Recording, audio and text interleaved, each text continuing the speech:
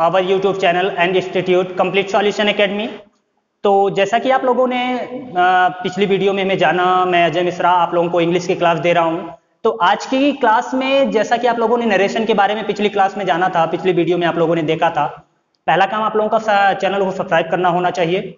और अगर एक बार आप लोग इंग्लिश पढ़ना इस चैनल से शुरू करते हैं तो आई होप कि आप लोगों की इंग्लिश बहुत ही परफेक्ट रूप से कंप्लीट होगी और अच्छे तरीके से आप इंग्लिश को जान सकेंगे। इस वीडियो को निरंतर लगातार सब्सक्राइब करते रहिए और ज्यादा से ज्यादा सब्सक्राइबर जब हमारे साथ जुड़ेंगे तो ज्यादा से ज्यादा वीडियो लोग देख सकेंगे और ज्यादा से ज्यादा इंग्लिश के बारे में सीख सकेंगे।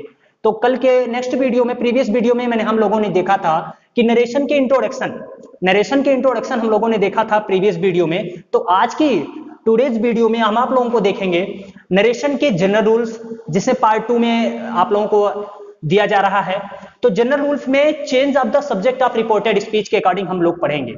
तो रिपोर्टेड स्पीच के अकॉर्डिंग जो भी आप लोगों के चेंजेस सब्जेक्ट के अकॉर्डिंग मिलेंगे उसको आप लोग ध्यान से देखिएगा और समझने की कोशिश कीजिएगा। तो पर्सन चेंज और समझने के लिए पर्सन चेंज पढ़ना बहुत जरूरी है। और एक बात आप लोग ध्यान दीजिएगा, वीडियो को अंत तक देखने की कोशिश कीजिएगा और देखने के बाद समझने की कोशिश कीजिएगा। जैसा कि आप लोगों के सामने पर्सन चेंज के कुछ फार्मूले लिखे गए हैं यहाँ पर, तो इन फार्मूलों को बहुत ध्यान से पढ़िएगा, बहुत ध्यान से समझिएगा, क्योंकि नेक्स्ट 5 मिनट आप लोगों को इसी को समझना है। तो आइए समझते हैं। तो यहां पर जैसा कि आप लोगों के सामने 1 लिखा गया है और फर्स्ट पी लिखा गया है, तो इसका मतलब हुआ फर्स्ट पर्सन। सेकंड पी लिखा गया है, तो इसका मतलब हुआ सेकंड पर्सन। थर्ड पर लिखा गया है, तो इसका मतलब हुआ थर्ड पर्सन। तो आप लोगों को इसी के अकॉर्डिंग जानना है। पर्सन तो आप लोग जानते ही होंगे, पर्सन का मतलब कोई व्यक्ति, पर्सन का मतलब कोई व्यक्ति, इसी चीज को ध्यान देना है यहाँ पे।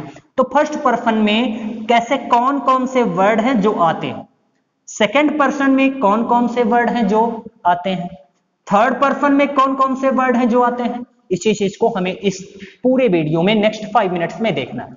फर्स्ट पर्सन में हमें 2 वर्ड मिलेंगे, आई और वी, 2 प्रोनाउन वर्ड मिलेंगे। सेकंड पर्सन में भी हमें 1 प्रोनाउन वर्ड मिलेगा जिसका नाम है यू, और थर्ड पर्सन में हमें 4 प्रोनाउन वर्ड मिलेंगे जो हैं ही, सी, इट और दे। ध्यान से देखिएगा, अब इस वीडियो को बहुत ध्यान से देखिए। आई और we, you, he, she, it और दे, हमें इन चीजों को जो ऊपर लिखे गए हैं, ये सारे वर्ड जो आप लोगों को अभी 7 प्रोनाउन दिखाई दे रहे हैं, यानी कि I, we, you, he, she, it, they, इन सबको हम कहां देखेंगे? रिपोर्टेड स्पीच में देखेंगे। कहां देखेंगे? रिपोर्टेड स्पीच में। नोटिस कीजिए आप लोग।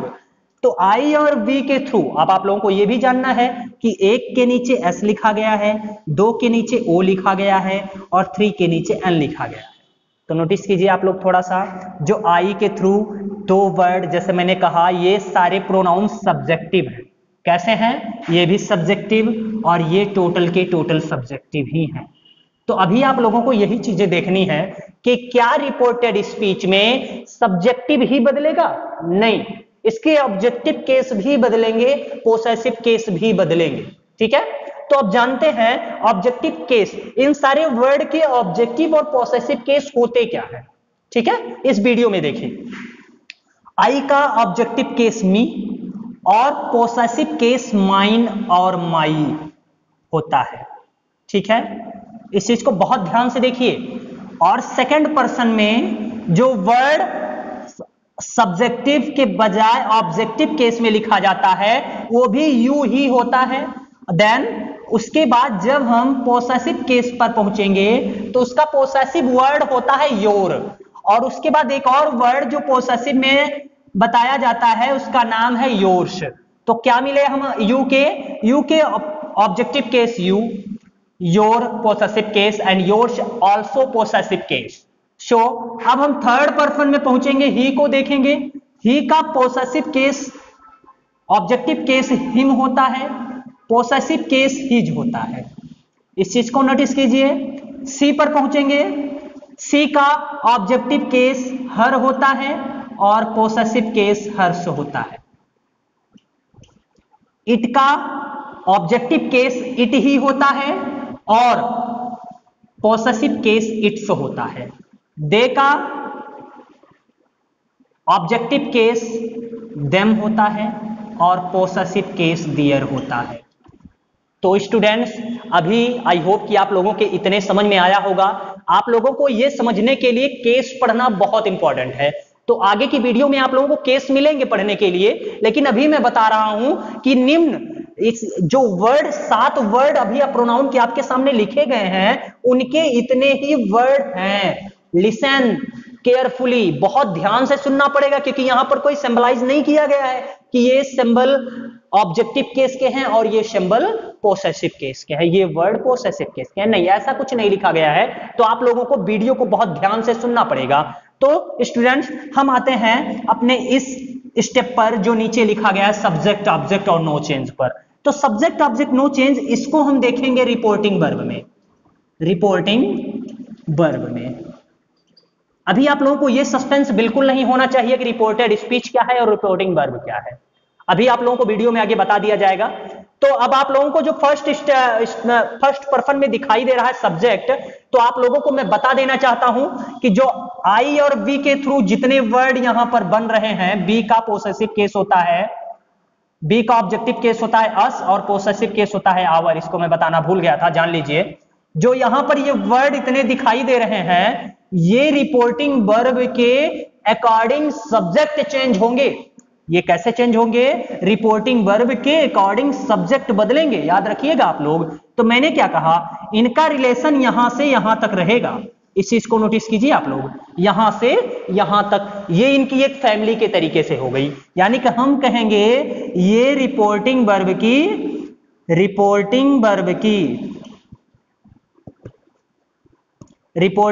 की सब्जेक्ट फैमिली है। तो इसका मतलब हुआ कि इसे हम कैसे बदलेंगे?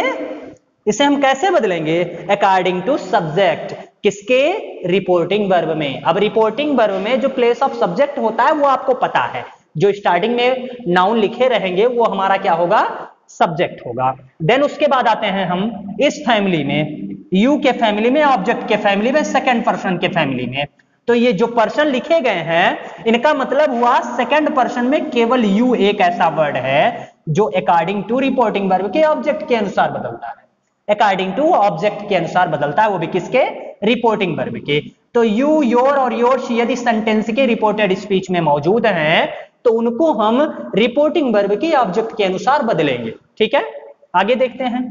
जो थर्ड पर्सन और नो चेंज दिखाई दे रहा है आप लोगों को, तो जो यहां की इनकी फैमिली है, जो थर्ड पर्सन की फैमिली है यहां पर आप लोगों को दिखाई दे रही है, ये नो चेंज की फैमिली है। कैसी फैमिली है? नो चेंज की फैमिली है। अब आप लोगों को एक इंटरेस्टिंग पॉइंट बताना चाहूंगा कि अब आप लोग इस वीडियो को पॉज करके आप लोग इसको नोट कर सकते हो, लेकिन अब आप लोग पॉज कर सकते हो तो आप लोग यहां पर ध्यान दीजिएगा थोड़ा सा कि जब रिपोर्टिंग वर्ब, रिपोर्टेड स्पीच का हम परिवर्तन करते हैं तो उसको हम बहुत ज्यादा नोटिस करते हैं पर्सन चेंज पर, जो आप लोगों को अभी बताया गया। तो एक चीज और आप लोग नोटिस कीजिएगा, जब भी आप लोग वीडियो को देखो तब आप केयरफुल होके देखो, फ्रेश माइंड में देखो, क्योंकि वीडियो इंटरेस्टिंग होगी तभी आप लोग समझ पाओगे। तो इस पर्सन चेंज के अकॉर्डिंग हम अभी तक ये जाने, तो अब आप आगे जानेंगे हम रिपोर्टेड स्पीच और रिपोर्टिंग वर्ब के बारे में किस तरीके से बदलेगा। एक एग्जाम्पल के थ्रू हम बदलेंगे, उसके बाद हम आगे के चेंजेस पढ़ेंगे। तो नोटिस कीजिए आप लोग थोड़ा सा, इसको हम मिटा देते हैं।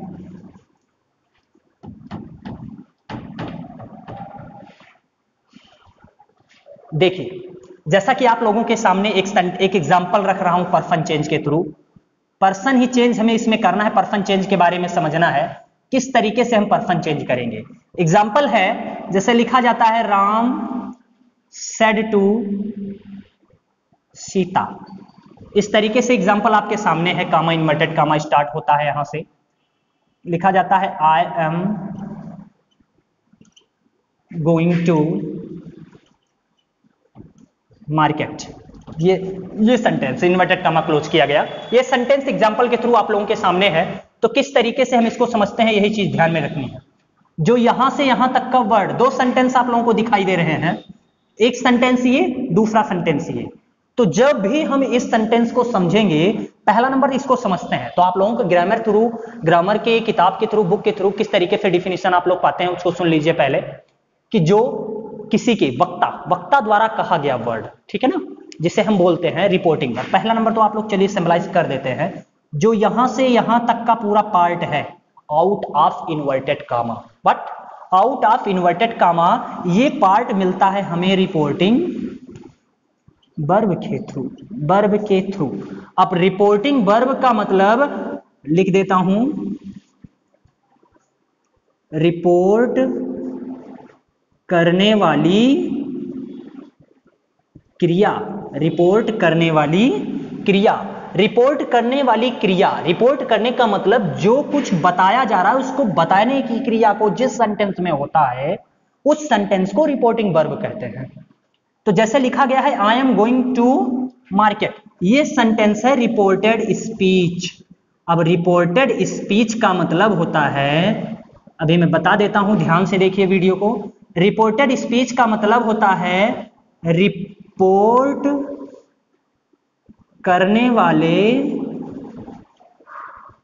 व्यक्ति का कथन, रिपोर्ट करने वाले व्यक्ति का कथन। ये चीज आप लोग ध्यान दीजिए। दो सेंटेंस आप लोगों के सामने है। एक है रिपोर्टिंग वर्ब, रिपोर्ट करने वाली क्रिया, जिसमें क्रिया के बारे में बताया जा रहा है, रिपोर्ट करने वाले की क्रिया। रिपोर्ट करने वाले की क्रिया क्या हो रही है? बोलने की क्रिया हो रही है। तो आप लोगों को यह चीज ध्यान में रखना है कि जब रिपोर्टेड स्पीच में रिपोर्ट करने वाले व्यक्ति का कथन, अब उसमें कहीं ना कहीं स्पीच आ रहा है। तो स्पीच जैसे इंट्रोडक्शन के वीडियो में मैंने आप लोगों को बताया था कि स्पीच किस तरीके से व्यक्त की जाती है और नरेशन के थ्रू स्पीच आया कहां से, ये सब आप लोगों को प्रीवियस वीडियो में मिल चुका है। तो आप लोगों को यही चीज ध्यान में रखनी है कि स्पीच का कथन जो है, जो रिपोर्टेड स्पीच का कथन है, वो रिपोर्टिंग वर्ब के थ्रू कैसे आता है। ये मैंने फर्स्ट वीडियो में अपनी आप लोगों को बताया था। तो फिर से आप लोग देखिए यहां पर जो आपके सामने लिखा गया है। तो मैंने कहा आउट ऑफ इन्वर्टेड कामा जो आप लोगों का सेंटेंस लिखा रहेगा वो होगा रिपोर्टिंग वर्ब, और जो out in the inverted comma लिखा रहेगा वो होगा आपका रिपोर्टेड स्पीच। ध्यान दीजिए, थोड़ा सा और ध्यान दीजिए। जो अब हम सब्जेक्ट और ऑब्जेक्ट की बात करते हैं, जैसे मैंने आप लोगों को लिखा था 1 2 3 SON, तो इस चीज को तो आप लोगों को अवॉइड कर देना है, मतलब नजरअंदाज कर देना है इस चीज को, क्योंकि जो थर्ड पर्सन के प्रोनाउन वर्ड होंगे उनका नो चेंज होगा, मतलब ही नहीं है। तो इस चीज को हमें ध्यान में देना है, इस चीज को कि एक के नीचे जो 1 के नीचे S लिखा गया है और 2 डाउन लिखा गया है O, तो इसी चीज को हमें ध्यान में देना है कि एक के नीचे S लिखने का मतलब होता है सब्जेक्ट, जैसा कि मैंने कुछ मिनट पहले बताया।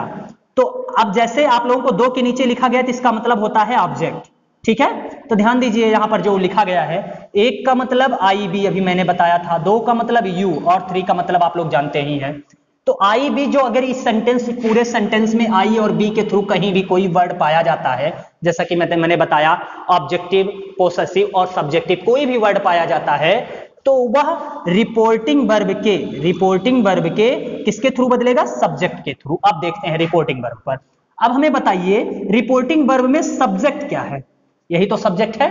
रिपोर्टिंग वर्ब का सब्जेक्ट, जैसे मैंने बताया कि रिपोर्टिंग वर्ब पे सबसे पहले जो नाउन लिखा रहेगा वही होगा सेंटेंस का सब्जेक्ट। तो अब यहां पर तक समझ में आया। तो जो आई और बी अगर वर्ड इसमें मिलते हैं इस पूरे रिपोर्टेड स्पीच में, तो वो किसके अनुसार बदलेगा?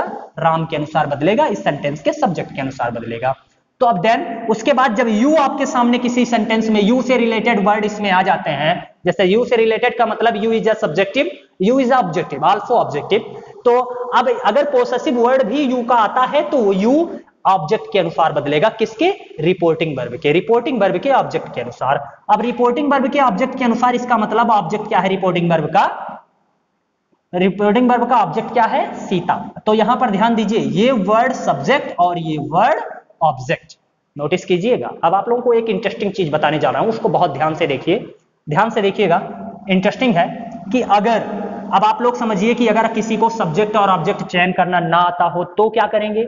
मान लीजिए कि आप लोगों का बेस कमजोर हो तो क्या करेंगे? सब्जेक्ट और ऑब्जेक्ट कैसे पहचानेंगे? किसी सेंटेंस का सब्जेक्ट ऑब्जेक्ट कैसे पहचाना जाता है?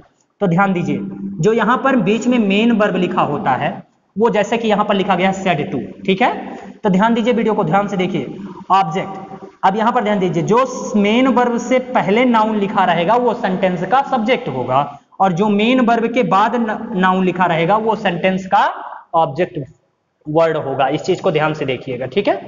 तो चलिए, अब आप लोग समझ गए होंगे सब्जेक्ट ऑब्जेक्ट कैसे पहचानेंगे। तो वीडियो को ध्यान से देखिए पूरा।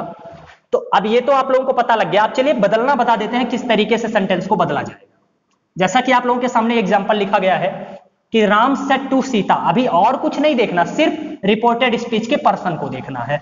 तो राम टोल्ड सीता, अभी और कुछ आप लोग नोटिस मत कीजिएगा, सिर्फ और सिर्फ पर्सन को देखिए। अब आप लोगों को पता है ये कौन सा पर्सन है, कौन सा पर्सन है, फर्स्ट पर्सन है। फर्स्ट पर्सन के अकॉर्डिंग अब आप लोग देखिए रिपोर्टिंग वर्ब पर पहुंचिए, क्योंकि ये रिपोर्टेड स्पीच था। रिपोर्टिंग वर्ब पर पहुंचिए। रिपोर्टिंग वर्ब के अकॉर्डिंग किसके बदलता है, राम के according. Ram is a masculine gender, Ram is a masculine gender, तो राम के मैस्कुलिन जेंडर के अकॉर्डिंग यहां पर ही हो जाएगा। ओके, अब सेट टू है तो और चेंजेस आप लोगों को अभी नहीं पढ़ने हैं, सिर्फ और सिर्फ पर्सन चेंज पढ़ने हैं। तो एम इसके अकॉर्डिंग आप लोग बदल जाएंगे टेंस चेंज के अकॉर्डिंग। अभी आप लोगों को टेंस चेंज पढ़ाना बाकी है, तो आप लोग और चेंजेस मत देखिए, सिर्फ और सिर्फ पर्सन चेंज देखिए। अगर ना समझ में आया हो तो फिर से वीडियो को पीछे बैक करके आप लोग देख सकते हैं किस तरीके से मैंने पर्सन चेंज बताया है। तो आप लोग यहां तक पर्सन चेंज के अकॉर्डिंग पढ़े। एक चीज और आप लोगों को इंटरेस्टिंग है, जब हम डायरेक्ट स्पीच से इनडायरेक्ट स्पीच में किसी सेंटेंस को कन्वर्ट करते हैं तो यह जानना बहुत जरूरी है कि सेंटेंस में पर्सन कौन सा है, क्या वो ऑब्जेक्टिव है। तो अगर ऑब्जेक्टिव है तो ऑब्जेक्टिव प्लेस पर उसका प्रॉपर प्लेस पर यूज होना चाहिए। अगर आप इस तरीके से यूज नहीं कर रहे हैं, गलती कर रहे हैं, तो सेंटेंस आपका 100% रॉन्ग होगा। अगर ऐसी गलती आप लोगों में दिखाई दे रही है तो वीडियो को बार बार देखिए और समझिए। मैंने बताया एज अ पॉसेसिव केस, जब हम किसी सेंटेंस को सेंटेंस में किसी वर्ड को बदलते हैं एज अ पॉसेसिव, पॉसेसिव का मतलब आधिकारिक वर्ड, जहां पर अपनापन की बात बताई जा रही हो। तो आप लोग ध्यान से देखिएगा कि जब पॉसेसिव प्लेस पर हमें किसी वर्ड की बदलने की जरूरत होती है तो पॉसेसिव के अकॉर्डिंग पॉसेसिव वर्ड ही आना चाहिए। पॉसेसिव के अकॉर्डिंग पॉसेसिव वर्ड ही आना चाहिए। जब हम किसी पॉसेसिव के थ्रू किसी वर्ड को बदलते हैं तो पॉसेसिव के थ्रू ही पॉसेसिव वर्ड आना चाहिए। ठीक है, आई होप कि आप लोग समझ गए होंगे। तो जिस तरीके से आप लोगों ने पर्सन चेंज पढ़ा, उसी के अकॉर्डिंग हम नेक्स्ट स्टेप में पढ़ेंगे टेंस चेंज।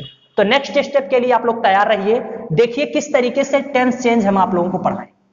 टेंस चेंज के अकॉर्डिंग अब ध्यान से देखिए, यहां पर चेंज ऑफ टेंस चेंज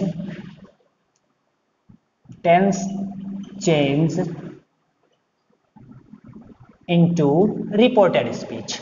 ध्यान से देखिए, अब आप लोगों को जनरल रूल्स में दूसरा चेंज पढ़ना है। दूसरा चेंज है ये change of tense change in और रिपोर्टेड स्पीच। देखिए ध्यान से, अब आप लोगों को जैसा कि आप लोग जानते ही हैं टेंस क्या होता है, टेंस कितने प्रकार के होते हैं, ये सब कॉमन सी बात है, आप लोगों ने पिछली क्लासेस में पढ़ा होगा। तो अगर आप लोगों को टेंस नहीं जानना है या नहीं जानते हैं तो आप लोग नेक्स्ट वीडियो की वेट कीजिए, जरूर से जरूर हम टेंस के बारे में आप लोगों को आने वाली वीडियो में जरूर बताएंगे। तो अभी जान लेते हैं टेंस क्या होता है। टेंस की हिंदी होती है काल, और समय जो है हमारा इस समय चल रहा है या आगे समय चलेगा या पिछला समय चला, तो ये सारे समय के अकॉर्डिंग आते हैं, टेंस के अकॉर्डिंग आते हैं। तो ध्यान से देखिए टेंस क्या होता है। टेंस के अकॉर्डिंग हमें चेंजेस पढ़ने हैं, टेंस चेंज के अकॉर्डिंग हमें चेंज पढ़ने हैं। तो किस तरीके से टेंस चेंज हम पढ़ेंगे, यही चीज हमें इसमें नोटिस करनी है। तो जैसा कि आप लोग जानते हो कि पूरे ग्रामर में 12 टेंस के अकॉर्डिंग हमें टेंस चेंज पढ़ने होते हैं। तो 12 टेंस के अकॉर्डिंग बहुत वीडियो को बहुत ध्यान से देखिएगा, क्योंकि टेंस चेंज बहुत इंपॉर्टेंट है। जनरल रूल्स में आप लोगों को टेंस चेंज बहुत इंपॉर्टेंट है, क्योंकि जब हम एकेडमिक लेवल की स्टडी करते हैं तो नरेशन उतनी ही भूमिका निभाता है जितनी अदर लैंग्वेज आगे चल के निभाते हैं। जैसा कि आप लोग कभी भी किसी चीज को इस तरीके से लाइटली मत लीजिएगा, क्योंकि नरेशन एक ऐसा पार्ट है जो आप लोगों को 9th 10th 11th 12th में काम आएगा। आगे चल के भी आप लोग प्रिपेयरिंग करोगे हर एक एग्जाम की, तब भी आप लोगों के वर्क करेगा। तो ध्यान से देखिए किस तरीके से टेंस को बदला जाता है। तो आप लोग जानते ही हो, सबसे पहला टेंस प्रेजेंट इंडेफिनिट होता है, और प्रेजेंट इंडेफिनिट को किस तरीके से बदला जाएगा, पहले 12 के 12 टेंस हम लिख लेते हैं। उसके बाद प्रेजेंट कंटिन्यूअस टेंस किस तरीके से बदला जाएगा। नंबर 3 प्रेजेंट परफेक्ट टेंस किस तरीके से बदला जाएगा। नंबर 4 प्रेजेंट परफेक्ट कंटिन्यूअस, और number 5 past indefinite. Number 6 past continuous. Number 7 past perfect. Number 8 past perfect continuous.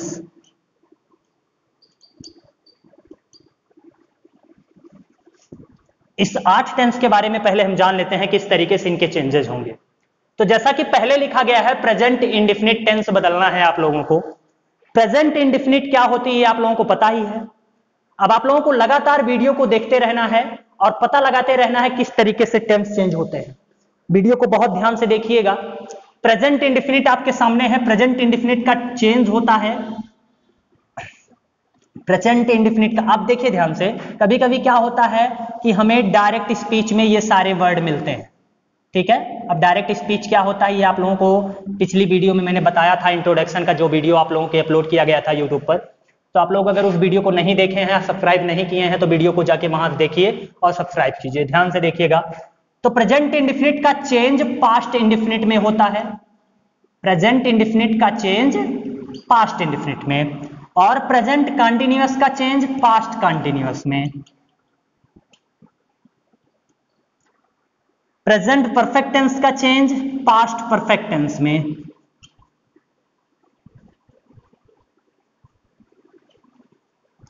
और प्रेजेंट परफेक्ट कंटीन्यूअस का चेंज पास्ट परफेक्ट कंटीन्यूअस में।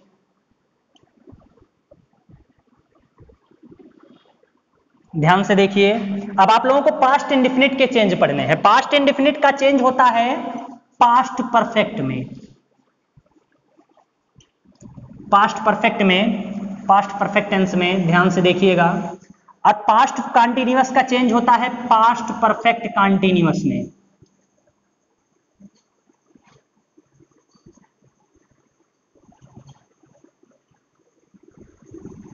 और उसके बाद जब पास्ट परफेक्ट टेंस होता है ये नो चेंज होता है। वीडियो को बहुत ध्यान से देखिए।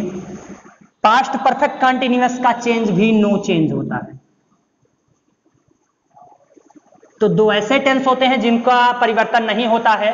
तो आप लोगों ने जैसे देखा यहां पर परफेक्ट टेंस चेंज के थ्रू हमने बताया 8 टेंस का परिवर्तन कैसे होता है। तो स्क्रीन पर आप लोगों को 8 टेंस के परिवर्तन दिखाई दे रहे हैं। तो इस चीज को आप लोग बहुत ध्यान से देखकर, बहुत अच्छे से समझकर ही आगे बढ़िए। टेंस चेंज में 8 टेंस आप लोगों के अभी स्क्रीन के सामने हैं। तो देखिए आप लोग इस तरीके से 8 टेंस का परिवर्तन करेंगे, ठीक है। तो आगे हम इसे मिटाते हैं। आप लोगों को अगर नोट करना हो तो वीडियो को पॉज करके नोट कर सकते हैं। तो मिटाने के बाद अगर इस तरीके से आप लोगों के सामने है, अब आगे के 4 टेंस किस तरीके से परिवर्तन होंगे, क्योंकि मैंने पास्ट और प्रेजेंट के बता दिए, तब फ्यूचर का नंबर है। तो 9वें नंबर पर है future indefinite. Future indefinite tense का परिवर्तन कैसे होगा, ध्यान से देखिए। 10 नंबर पर future continuous,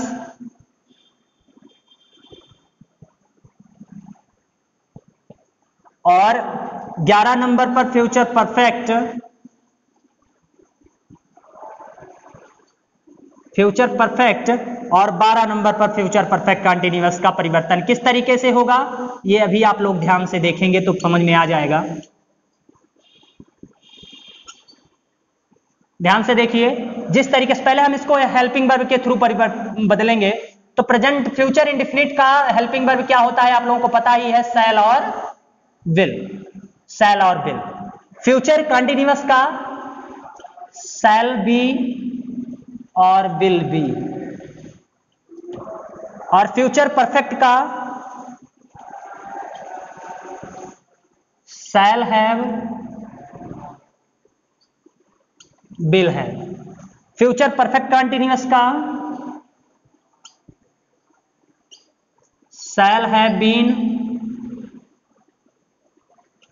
will have been. तो ये है आपके हेल्पिंग वर्ब। अब इन्हीं के थ्रू किस तरीके से टेंस का परिवर्तन होगा वो हम देखते हैं। डायरेक्ट स्पीच के बाद इनडायरेक्ट स्पीच में किस तरीके से हम इसका परिवर्तन करेंगे, इस चीज आप लोग नोटिस कीजिए। वीडियो को बहुत ध्यान से देखते चलिए कि इनको हम बदलेंगे शुड और वुड में। इनको हम बदलेंगे